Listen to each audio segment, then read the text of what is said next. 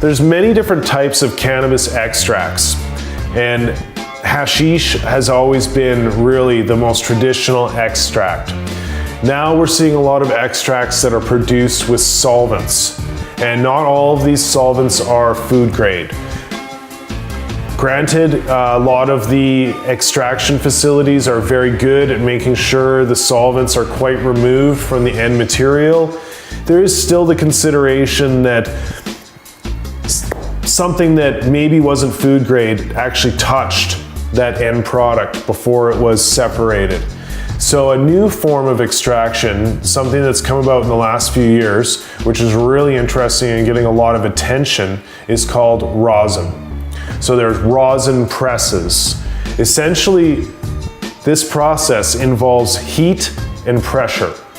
So if we take a bud and we say place it in folded parchment paper and we apply pressure to it between two heated plates, it will actually cause the resin that is on that bud to blast out of the bud in a concentric circle around that bud, which you can then collect off of the parchment paper.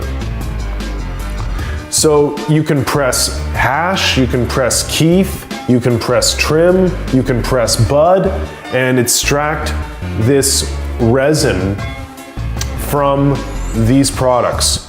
And this is really attractive because you're getting down to, it kind of looks like shatter, it kind of looks like oil. It's a lot like an oil, but a little stiffer and a little harder. But essentially, it did not have a solvent touch it at any time. This is just heat and pressure, and that separates the goods from the actual plant material. Another bonus to rosin is the fact that it is also decarboxylated. The heat decarboxylates the cannabis oil and makes it psychoactive for oral consumption. So I personally see rosin as one of the most premium extracts available.